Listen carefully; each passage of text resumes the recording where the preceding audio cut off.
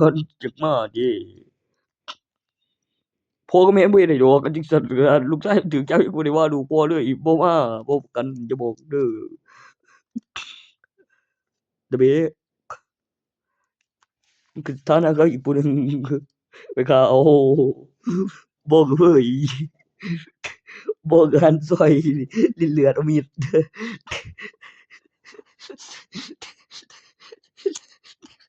เป็นศิลแม่งบ่มึงเลยเบิ่งหน้าคือผู้ซื่อปานใดระวังเขาสวนคอขาดเลยเด้ออีห่าอีหลาโอ้ยแม่นอีหลี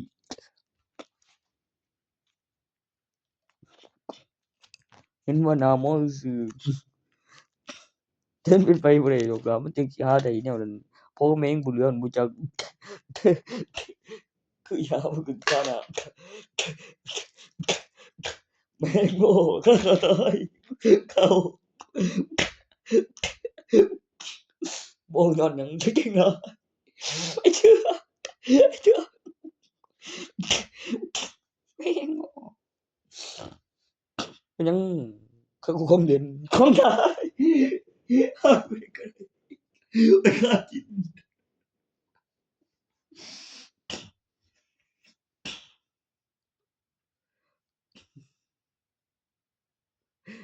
จริงเอาแค่กูวันหลายไอ้แกถือเถียงมาอย่ากูอันนั้นต้องไปห้องน้ำตื้ออีพ่อใจมีกันเจ็บตัวนี้เจ็บหรือจะเอาถึงนำอยู่บ่กันกูบ่ถึงกูก็ขี้เกียจอีกครับไปกูซื้อมาได้โอ้ยเจ็บบ่นะครับผมบ่ได้เว้าเล่นเด้อบ่มีบ่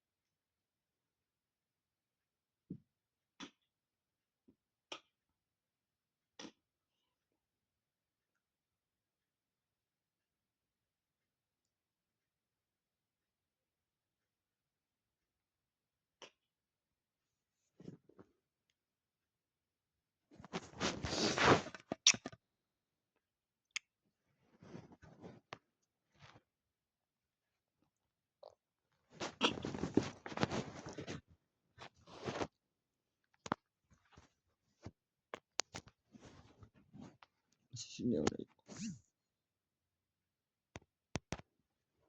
นั่นเด้อ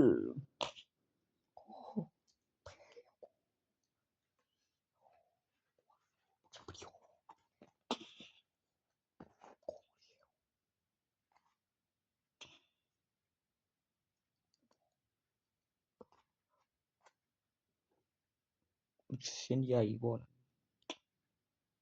บ่อยากพอดอกตัวนั้นกะแย่งอย่างเดียวบ่เข้ากันแม่งโง่ขี้โกงหาบ่ใบบัตรประชาชนตำรวจต่อออกมาให้ถือแฉแบบเร็วเที่ยแรงว่าซั่นเอ้ยมันบ่ดีหยังอีกเทื่อหนึ่งตัวบ่ค่าถึงอยู่ดอกบ่ เข้าห้องได้ล็อกแล้วจึงแม่นหยังจริงใหญ่ห้องอุ่นห้องแอร์เผลอๆ2บ่พอเฮ็ดเองก็ได้โอ้โฮซั่นบ่ไหวไอ้ค่อยๆเว้าไม่เมาเด้อโอ้ได้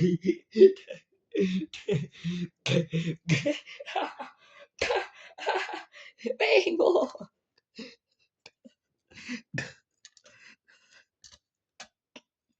ถูกจำบ่ได้บ่ได้บางทีมันเป็นพอมันบ่บ่ฮู้ดอกบางทีไปงึดแล้วล่ะถ้าสมมุติว่ามันได้ค่าดอกมันก็สิเอาก่อนบ่เรื่องแม่นมีผู้หญิงกับผู้ชายว่ามันก็เป็นสิ่งมีชีวิตที่บ่ต่างกันปานใดแต่มันจริงกว่าอยู่กูเข้าข้างกูมียำบ่คันเว้าเรื่องตีกันน่ะบ่มึงก็สิบ่ทันดอกจากนั้นเป็นหยังกูรู้ตัวมันเด้อบ้านบ่ได้มาแต่เมืองนี่บ้านนั้นโอ้ยคัน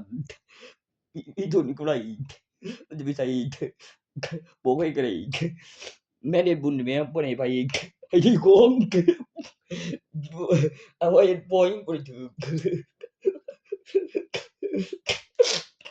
เพิ่นกูพี่เฮ็ดออกช่วยกัน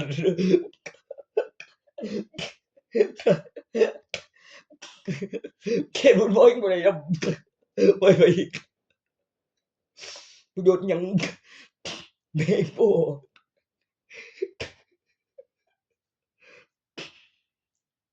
อันเว้าเรื่องเฮ็ดแทนแหล้วบ่ยังบ่ได้นำ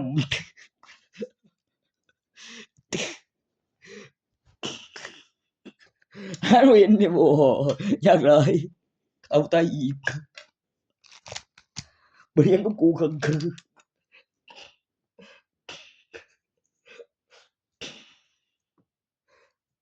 บ่มีพยานใดตัวใดตัวแบบกูได้พยานต่อจากหลักฐานวัตถุ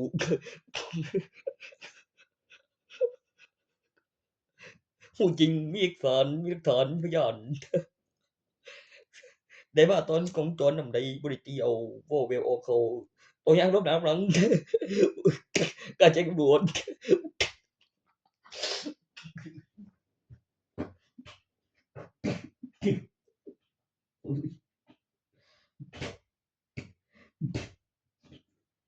มอยไปอีกขั้นหนึ่ง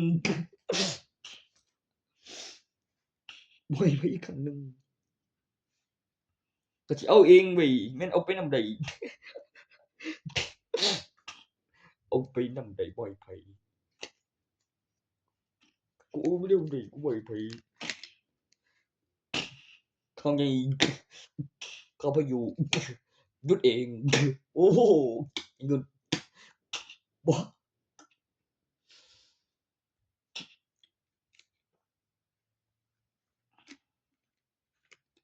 อืมอืม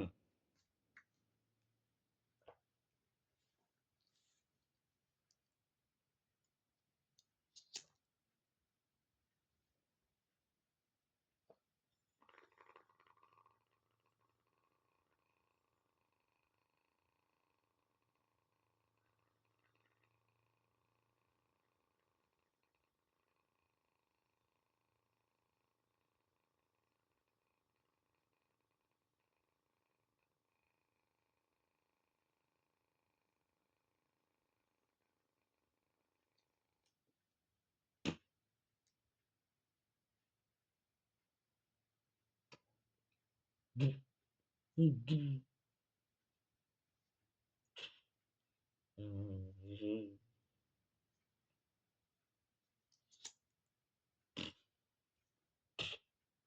อือฮึอืมอืมอือฮึอืออือฮึอือฮึอือฮึอือฮึอืออืออือฮึอือฮึ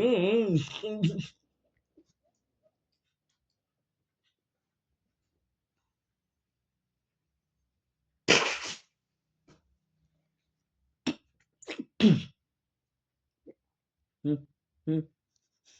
อืมอืม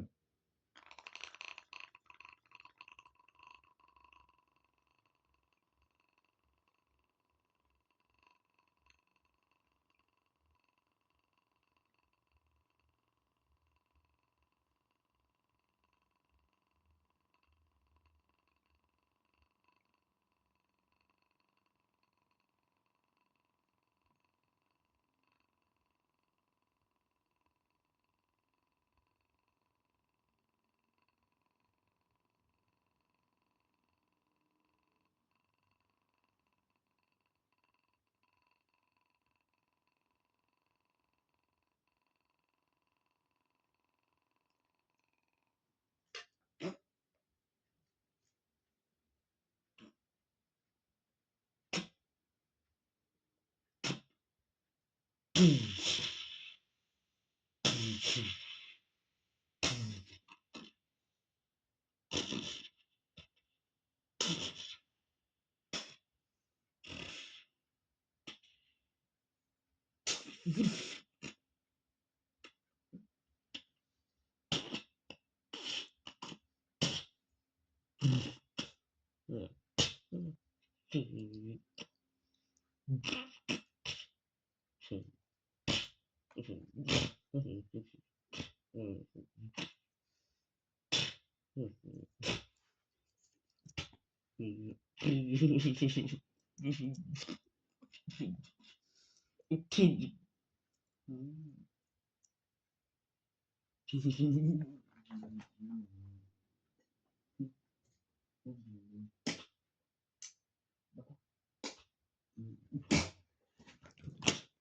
อนบ่กันเลยมันต้องเป็นของยายหญิงแล้วก็ตอนบ่ตามแล้วต้องตอนมัน100ไม่ไปสักครั้งตัวเลขมัน4ใหญ่หน่อยเก่าใหญ่ขาดทุนได้นับรับสั่นบ่แบบสักกันปกติออกมาแนบๆเก่าบ่แบบมันแนบสั่งนักไปขายสั่งกิโลเด้แนบแบบเป็นใบแบบใบพันเรียงกันมาใส่โปสาวตาว่าวยังไงของ PR แม่โง่ว้าวแม่บ่เอาดอกเป็นหยังบ่มีดอกอีปอบว้ายกูเครียดว่ะ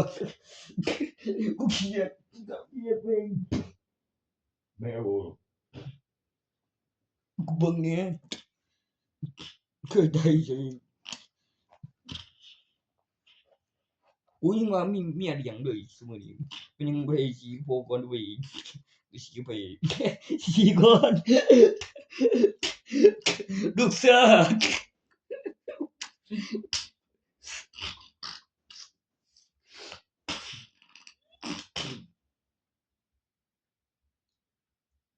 หาเรื่องเมียเลี้ยงมาเบิ่งเนี่ยเดี๋ยวได้ลูกติดลูกสาวบ่ลูกชายบ่แม่นติดแม่เด้มันบ่ได้อ้างย้อนท้องใหญ่เป็นหยังบ่ว่ามีทานมีพิจารณ์มีเจ้าของว่าบ่แบบมีเพศตอนปันเป็นหยังมันหล่น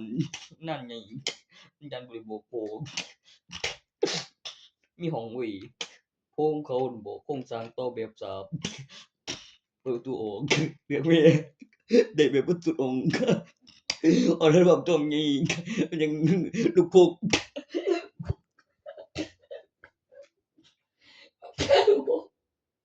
จำได้ว่าแม่เก่าตอนเรียนตกลงเจรจากันว่าจั่งใดมีเซ็นสัญญาบ่กระบวนการก็ได้ยังใส่ลูกดลมึงนอนอยู่นี่กูนอนหันเบิ่งมันยังมันมีหยังซ้ำต่อยเบิ่ง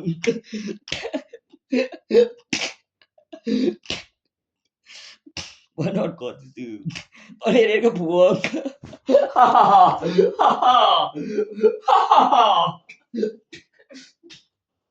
ดี๋ยวถึงให้กูสึกกูหวังแล้วมาเพื่อสิ่งนั้นตอนลูกรับบ่ได้เห็นนำเป็นหยังพี่น้องกินบ่ต่างกันปานใดนอนในห้องตอนเห็นบ่ใหญ่แล้วมีเบิ่งมีทานเขาใกล้แนวใดเธอจึงสิยอมซั่นมีเงินนำขนาดลูกมีรถมาจอดท่ามีกุญแจได้แบบบ่สุดบ่นอนอบสกันเสียงบ่รู้เรื่องเธอพี่มันสิบ่แม่นได้จังได๋ตอนลูกหลับ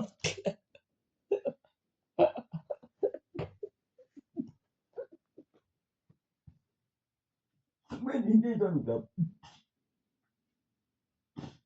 ลับแม่ง บ่แม่นไปขุดนี่มาปิดแบบเบิดตาเลยถอดตาดำโอ้ดูฟันเปิดเตียงโอ้มันย้อนมันไปจำได้ทุกคนไว้พี่ไว้พี่มันปิดตาเปิดเตียง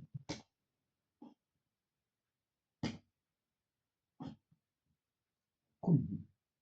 คุณหยังวะคุณมืดมันเป็นคุณแบบแบทแมนคุณซูเปอร์ฮีโร่สรรพคุณแบบเวย์มอนต์ปิดตาฟื้นถึงเตียงเขาเอิ้นคุณต่างกับผมเป็นเส้นเว้าเรื่องคุณ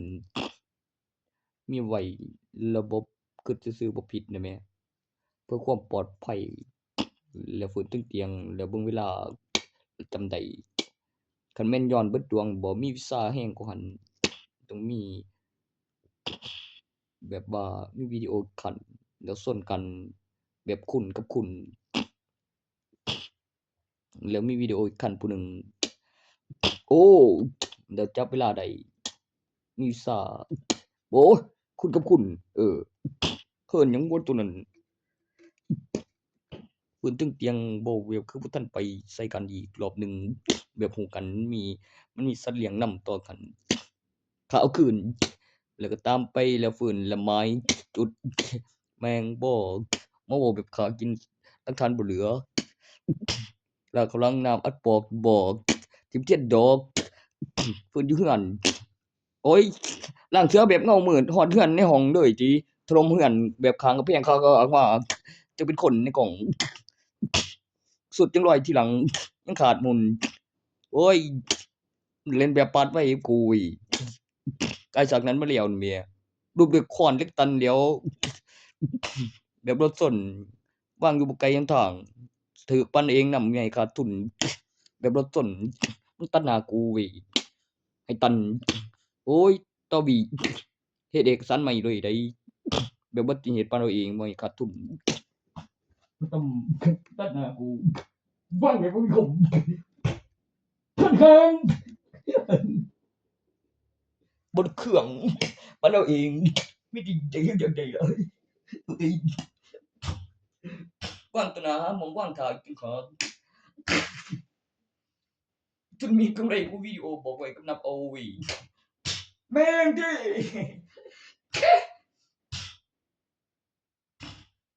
บ่แบบเขาในกล้องวงจรแล้วในธนาคารนำใดเดี๋ยวอยู่ในคลังก็มีมันยังสิเอากับสิเอาของกูเว้ยหมู่เรื่องหยังบ่มันสิเฮ็ดได้บ่คือของกูบัดนี้หรือเอาไปวิดีโอต่อแบบกันน่ะบ่เท่ซ่ากว่าแต่ถ้าจะเอาจนเบิดแล้วก็เอาแบบคือว่าแม่งก็มาดิบ้าบ่เออนี่ก็มาดิโอ้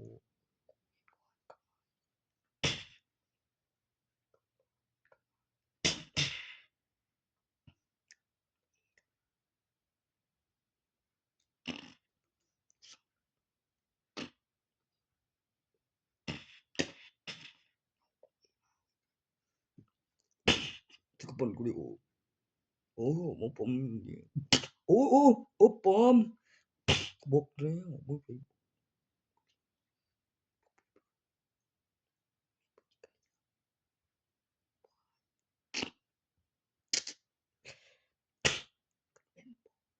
ฟัง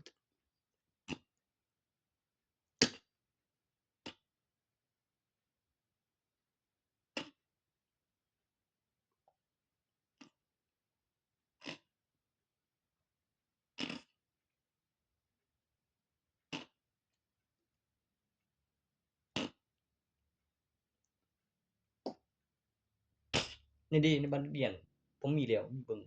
กับตากับเครื่องหมายกับชื่อผู้อำนวยการในใบหลักฐานกำหนดอายุแล้วเขตกฎของลูกหลานไม่นินทาสื่อสารบ่พื้นดีระเบียบตำรวจโอ้โฮอายุครับรัฐบาลประกันทำครับคนเองเรียนก็บ่กฎของลูกหลานดีๆบ่ได้โง่ได้ตัวกลางตัวท้ายดีกว่าแต่บ่ดีกว่าก็มีกับเลือกตัวท้ายอีกจั่งใดตัวล่าสุดตัวดีกว่าอีหลีอยู่ในขบวนท่าโอ้ โอ้ดีกว่าตัวดีกว่าเดี๋ยวตัวดีกว่าดีกว่าข้างหลังแม่งบ่คึดเบิ่งก่อนแม่งโอ้โอ้โหโอ้โหโอ้โหตาดีมาก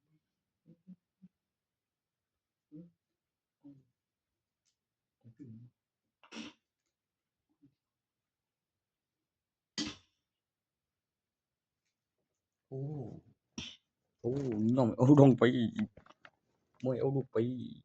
อังหยังวะบ่ให้ลูกเปียกด้วยบ่แม่นเปียกด้วยรอบนี้กูเจออีกแล้วต้องโดนลงมาแล้วมาเลยมีเบิ่งได้ตำอยู่ว่ามันเกินไปคันว่าผู้หญิงคนคันว่าใส่เดียวบ่เข้าบ่เข้าจะได้เที่ยแน่นอนบ่เก่งโปรตีนแบบเปียกด้วยบ่บ่คันบ่เด้อบักกูกันกูบอกเด้อหลายเทื่อเด้อสิกาสร้างนั้นเปียกด้วยสิพออยู่ดอกมึงเลยหยังกลัวเด็กมันก็เดี๋ยวคันแม่นมาเบิ่งทางหลังบ่อ้าวอีห่าเจมคือเฮ็ดจังซั่นก็ย้อนบ่ได้เอิ้นแม่เด้เอิ้นอีป๋องอีป๋องโอ้ยท้องอยู่กันบ่ว้ายอีป๋อง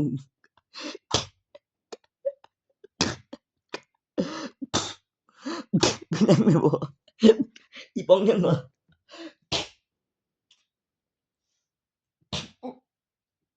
บ่ได้เอิ้นแม่เอิ้นอีป๋อง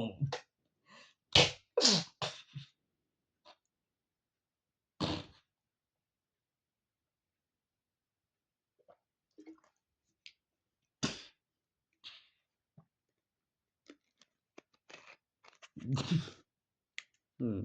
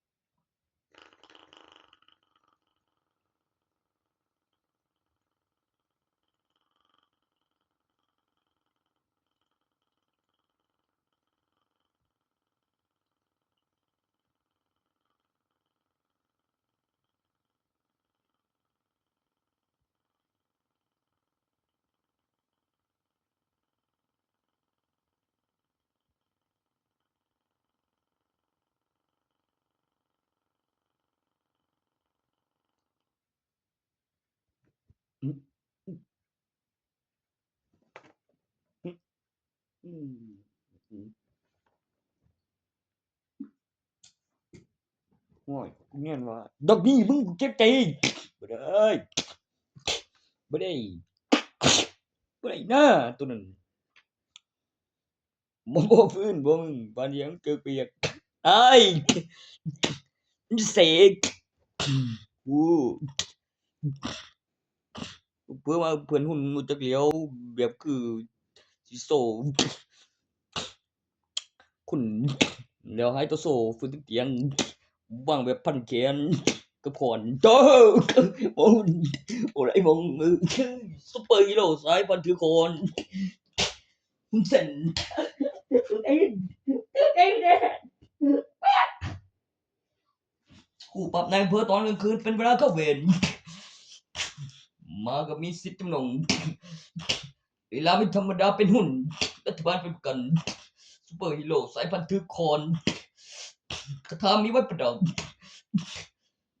ลีลาไตคนน่ะบอกโซกำใหญ่ใส่หนักเป็นหุ่นถือเองปั้นเอาเองบ่ได้ผม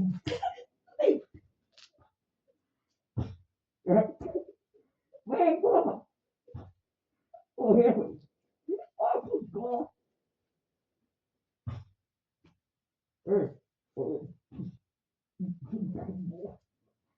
ใครบ่บ่นะซุปเปอร์ฮีโร่สายพันธุ์ถือขอน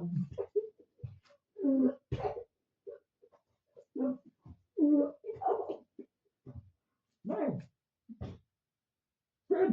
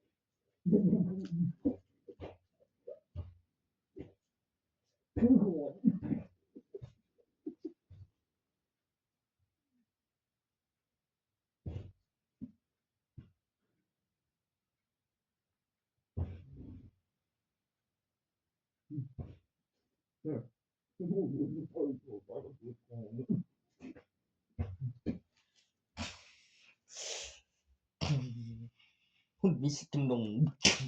หุ้นส่วนมาเน็ตมีสิทธิ์จำนงเป็นหุ้นมาเน็ตปัจจุบันสายามีสิทธิ์มากกว่าเลือกผู้แทนราษฎรมาแบบมีสิทธิ์เป็นสกุลจำนงสิทธิ์จำนงบอกโอ้ยดอกเป็นยังบ่เป็นผู้นำประชาชนหรือเป็นเช่นนักการเมืองมีการเสนอขึ้นมาและเป็นการนับบริเวณขนาดของทหารที่ต้องไปประจำการแล้วหาที่พัฒนาหรือที่ต้องไปกับเลี้ยงแอคชั่นบอกไว้กับมีทุนมีน้อยลงคือได้ขายไปบ่ไกลก็ต้องเตรียมของก่อนกลับมาได้อะไรตำแหน่งที่ต้องไปเอาแล้วมีกำไรใช่ท่านเจ้าบุปผาว่านั้น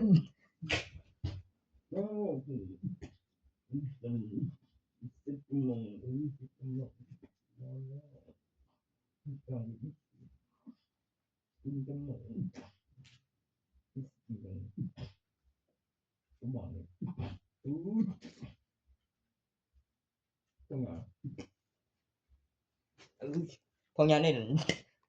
มันฝึกมามันก็สั่งรถทั้งต่ำๆแม่มันก็เลยเอาที่บอกไปเสริมพลังงานที่นำไรอุยหอนบอกตัวนั้นวางแดนชื่อนั้นไปบอกพ้องมาไปเอามึงหน่อยไปว่าซั่นได้ต้องแบบซื้อแพ้ก็ปัจจุบันเป็นกันเป็นที่เจ๊บ่ฮู้เรื่องนี้เฮ็ดมาแล้วเร็วๆเข้าใจไอ้แต่ยังเป็นนำขอความซื้อประเทศเป้าหมายของมันมองได้ถล่มกู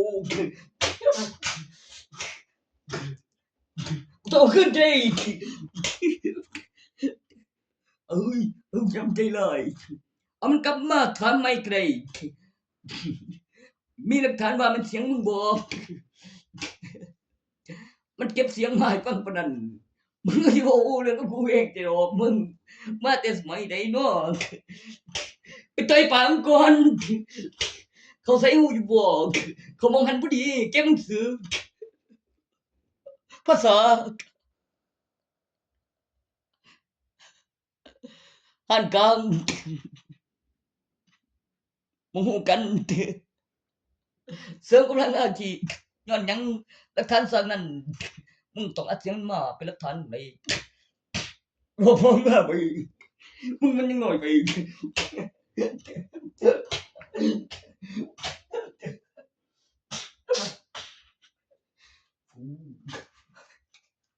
ลูกช่างเบงลูกช่างอีกเองลูกช่างอีกได้บ่ได้เว้าเล่นกูให้ซั่นสแตนบายกด enter แบบว่างโคงเติมเต็มเสียงรังอาทีแห้งแบบแห้งหน่วยลงแบบซุปเปอร์แมนย้อนหยังสั่งย้อนเพิ่นหันเอากลับมาทำได้ ดูกินโคกมาดูเก็บหลักฐานก็ไม่เวลา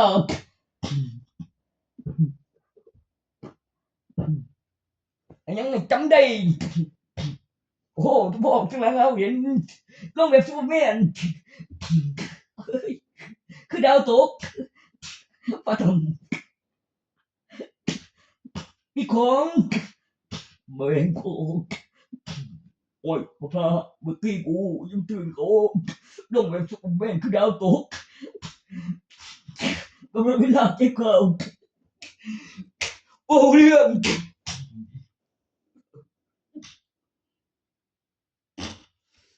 ข้าหุ่นหามตีตัวทำหน่อยยังกูตัวทำหน่อยดีกระโดดสุดเทพ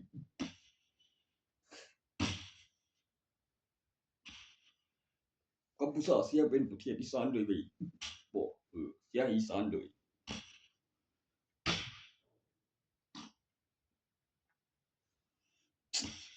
โอ้จริง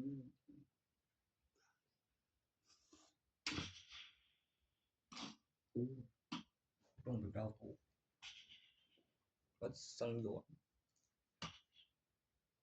เอากลับมาทำได้เก็บข่าวขึ้นเดียวเท่านั้นเดียวจับหนึ่งสร้างนะโบยบอลมันลงแบบบางแบบผัดอะไรสงครามก็ยิงโอ้ตีนกันเมื่อไหร่นะบอกเมื่อเตียงใดเจ็บทีละเครื่องยังบอกบ่เอาเต็มคงสุดใดใส่คุณฟื้นตั้งเตียงอันตำแหน่งกับเก้าอี้รอในเขาวงเหลืองรัฐบาลประกันนั่งแบบเป๊ะโอ้เด้อเฮ้ยเจ้าเป็นกูกล้าเหรอรัฐบาลประกันเนาะต้องมีกูทุกวันนะแม่งก็เป็นแต่ยังได้ดูลูกหลานเงี้ยก็เป็นก็ยังว่ามีหลักฐานเด้ลูกหลานเห็นแล้วมีคนกูลูกหลานยังว่าแล้วเอาข้างเมียเป็นตัวแล้วมีกันอีกแม่งขั้น3แบบ4ขั้นพร้อมกัน12เลยเห็นผลก็ไว้ซึ่งเครื่องหมาย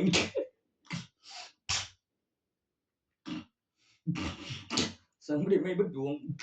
ขนาดคุณประธานคุณยังย้อนเก็บหลักฐานบอก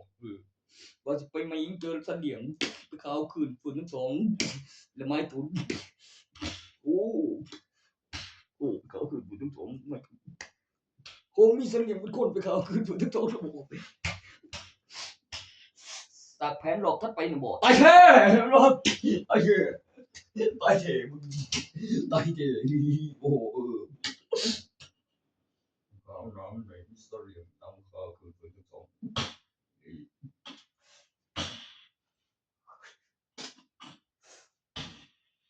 ไอ้แค่ไอ้แค่มันอะไรมันเก็บไอ้แค่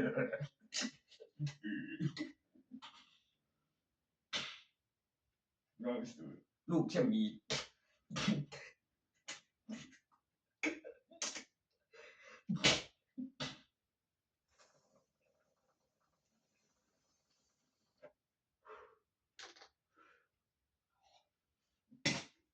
โอ้ยไม่เจอโอ้พาโอ้ลงแบบทุกประเภทไก่อ่อนเอียงกันจัดฉากก็เกิดเรียบร้อยเรียบร้อยแบบคุณเอ้ยคนกลุ่มลูกต้องดิ่งคุณต้องเอียง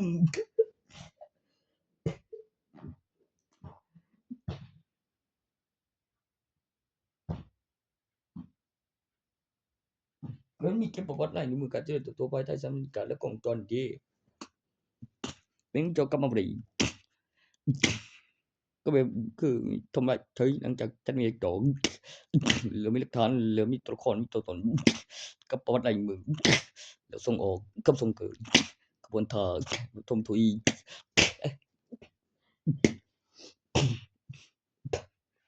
ษแล้วท่านผู้ชมโอ้โอ้โอ้ยพอใจเย็นเอ๊ะแต่มึงแข่งกันไปกว่าทำตัวเองโอ้ยเจ็บเล่นกูก็เล่นน้ำต้มกันเลยต้นเขาแกได้นอนตีแม่งหัวใจมันโดนตรงตัวเลยตรงเพื่อนมาไปกู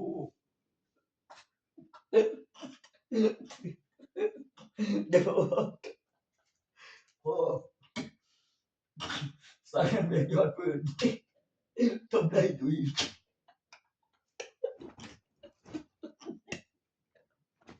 เดี๋ยว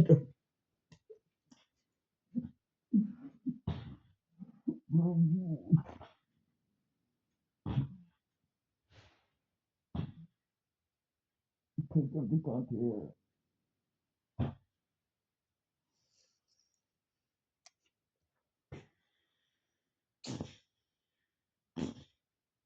ไม่รู้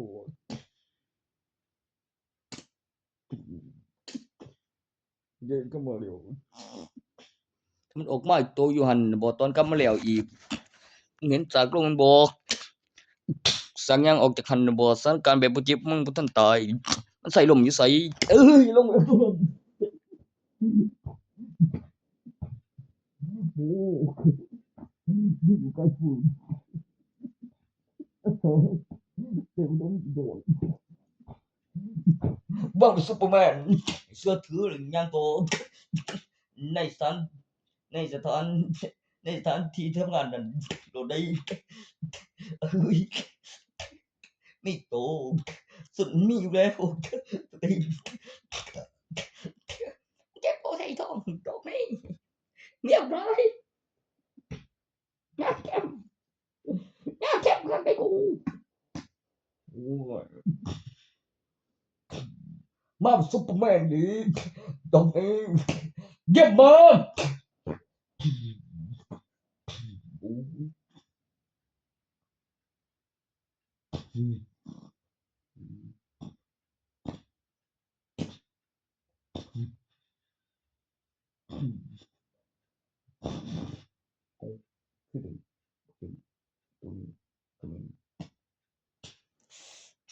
มหาเสน่ห์ตาแดงแห่งเมืองเขมร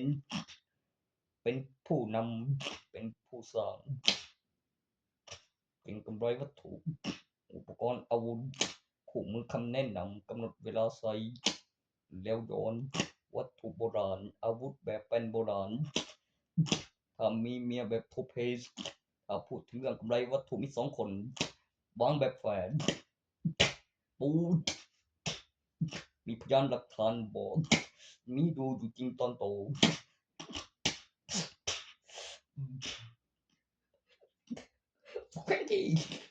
เป็นศิลปะต่างกับโลกจริงทำแล้วดูดีเซ็กซี่เป็นฐานในตำนานโตใหม่ล่าสุดที่กำลังจะบอกต่อกันแล้วพากันเป็นกับสิ่งที่เห็นกับซากวางลงแบบเดินออกมาแบบซุปเปอร์ดาวตกเบโกผมเรียก2วางกำไรวัตถุอีก2พร้อมแฝดเอ้โบอย่าไม่โกหกแม่โบมันลุ้นปุ้ย3ลุ้นแฝดในวันที่2เป็นหยังเป็นแฝด2ก็ได้ขนาดเมีย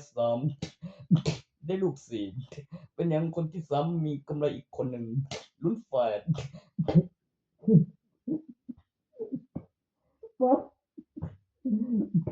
คนที่เสพสายกันบ่คนที่เสพผมเองอ้างจะสวยกว่าต้นไม้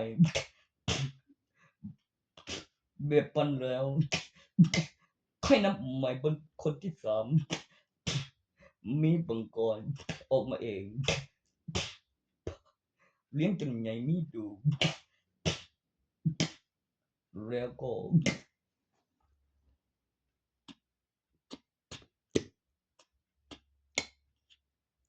รู้ไหมว่าโอ้แบบเลือกไว้บอกไว้เป็นการแต่งเปลือกกับคำอธิบายสิ่งที่ต้องการลงทุนบอกไว้สิ่งที่ออกมาบนเม็ดที่3เป็น4เม็ดออกมาเองเบ้ยแบบมหัศจรรย์บ่นแล้วมันออกมาเองเขาสั่นมันก็แบบไว้จะไปซายคนเดียว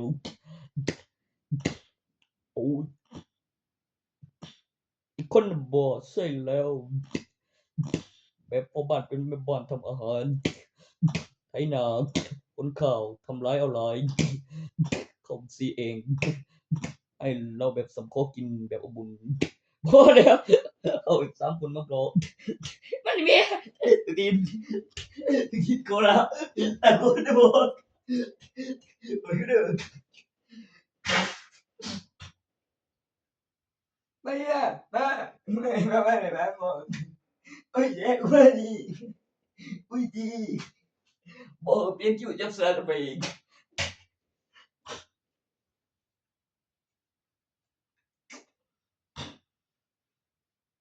ทุบ่ให้กู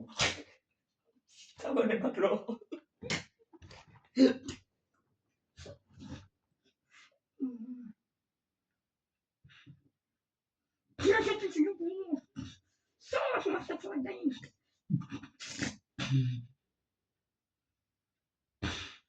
ตัวจะกลางวันกลางคืนเช้าเที่ยงแลงมีเมียอยู่3คน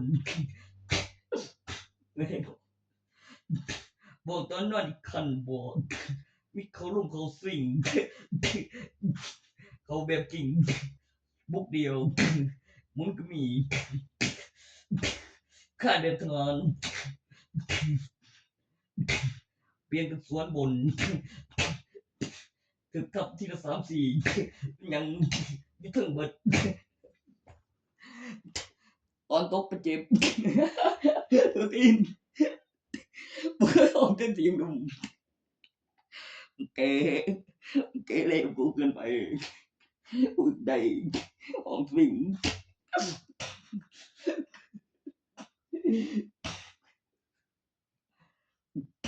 ต้องเอาเขาเสื้อถือเรื่องมาเองเป็นตำรวจตีนไว้ต่อให้ได้กำไรถึง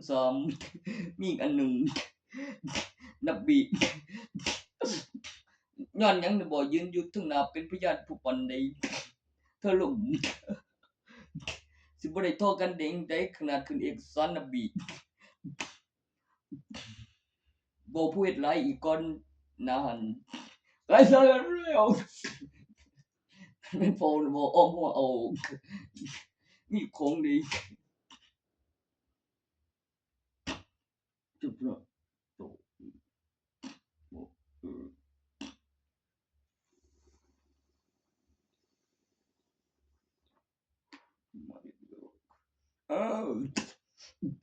เขาลุ่มแบบ2ตอน2เขาสวิงหลุดมาแบบเดียวเกี่ยวมันแบบกินออกข้างเกี่ยวแบบกินออกข้าง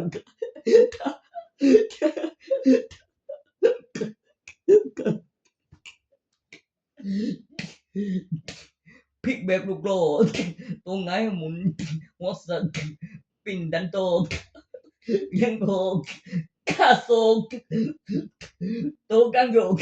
ผมคอมได้โต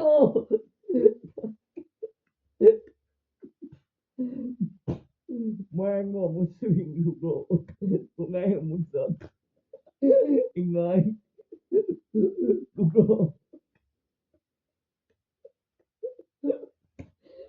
ตานะ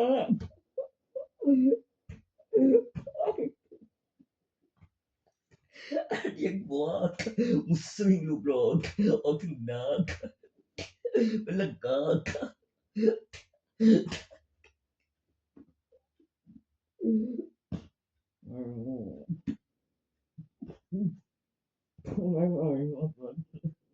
ไม่รู้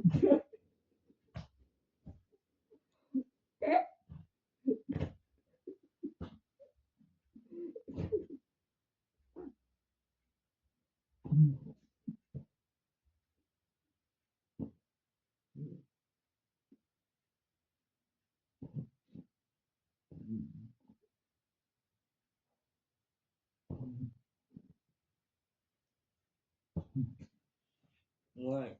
เป็นโบว่าจำใจบ่แม่นฝันเลือกได้โอ้พระเจ้า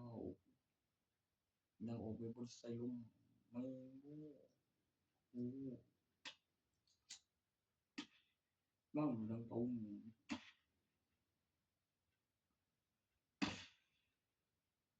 ตอนออกไปดาวโอ้ตอนออกไปดาวนี่พอลงเสริมกำลัง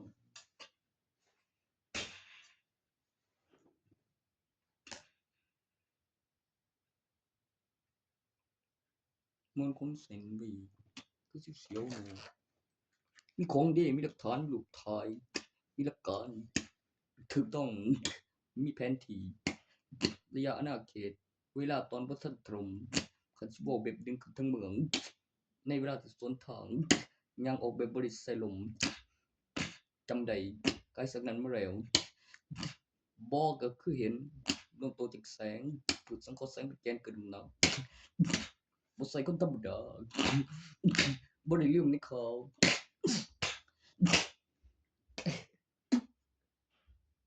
ห้อยบักห่ามึงคือเฮ็ดได้กูของขึ้นจะลงว่าใส่อยู่หั้นบ่มันฟ้าประเทศที่บ่ได้ซ้ำเว้ยบ่ได้ซ้ำเลยบ่คือมันได้เห็นก่อนหั้นนั่นแบบบ่เห็นจำได้ย่างออกแบบคือบ่ได้ใส่ลมตอนลงแบบดาวตกดังหือเฮ้ยเด้ ซุปเปอร์สวนทางกับเครื่องบินผู้โดยสารเดียวกันประวัติลายมือภายใต้สันบรรยากาศขณะสวนทางวางอย่างนิ่งจนวันที่และเวลาสถานการณ์แต่ปกติแล้วไปถึงมากกว่า10 ปีมันต้องมีผู้ไปถึงก่อนถึงหลักฐานมีกล้องวงจรถึงจะไม่ได้บ้าจริงระยะอุโมงค์มาริโอที่มีอุโมงค์ที่บ่สูญสลายระยะผ่านทางกำหนดเวลา GPS ตึงเส้นต่อเวลาในกล้องวงจรที่ตรงกันซ้อนถนนพับเข้าใกล้ๆแล้วเดินข้ามแบบสะพานขนาดพื้นเรียบ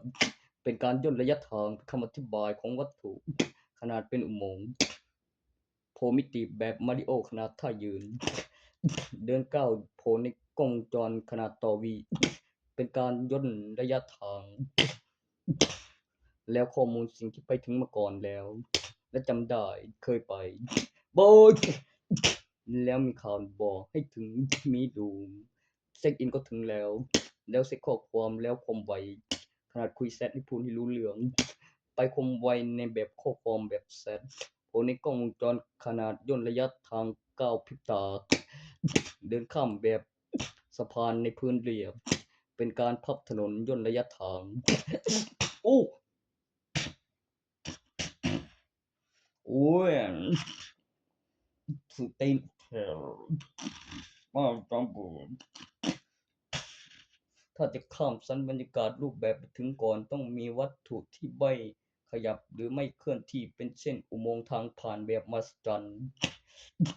กำหนดเวลาที่เปิดประตูดูทิศทางที่จะไปแล้วเปิดทิศทางในตำแหน่งที่มีซ้อนของแผนที่2แผนที่ในมุมของสุดแล้วก็เป็นปริมาณที่มากกว่า10 ปีแล้วซ้อนเอกสารแล้วทับกันไว้แล้วไปแบบข้ามสะพานในพื้นเรียบแล้วดึงแบบเส้นพับแบบย่นระยะทางสัมผัสกำหมัดจินตนาการคาถานี้เป่าเสกปล่อยจะเห็นวัตถุมีการตอบสนองต่อเวทคำอธิบายของโปรแกรมที่ต้องการแล้วก็สถานการณ์ที่แต่ปกติวินาทีในกล้องวงจรรูปแบบน้ำหนักเบิ่งเลยหลักฐานในกล้อง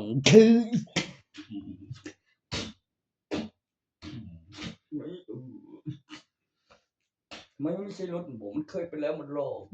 มันเคยไปแล้วมันเคยไปแล้วมันรอบถ้าอย่างนั้นตั้งจะเป็นทหารแล้วก็คือมีการพัฒนาเส้นซูเปอร์ฮีโร่สำคัญที่ GPS ดาวเทียมแล้วก็ทิศเหนือทิศใต้เข็มทิศข้อมูลอุปกรณ์ที่ต้องพกเตรียมตัวเป็นทหาร ตัววัดความสมดุลตรับแมนไฟแสงบุยอุปกรณ์ป้องกันตัวเครื่องนุ่งห่มรองเท้ทันสมัยนำเข้าว่า Combat GPS หน่อยดี แบบติดแผ่นเหล็กโลหะแปรรูปปลุกเสกอยู่มานานกว่า10 ปีไม่ได้เหยียบที่ใดที่นั้นแล้วมีเครื่องหมายใน GPS ในรองเท้าเขาเรียกยี่ห้อ Combat ตัวใหม่มาแรงแพงที่ยี่ห้อ GPS กับผู้สั่งสร้างวังซุปเปอร์ฮีโร่เขาได้ไปผมเฮ้ยน้อง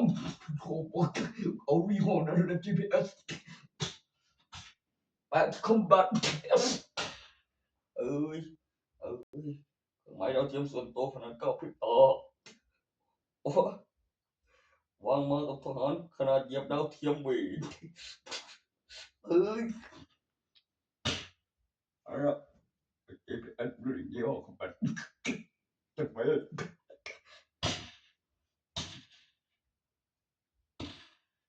ฮ้ย GPS เด้อ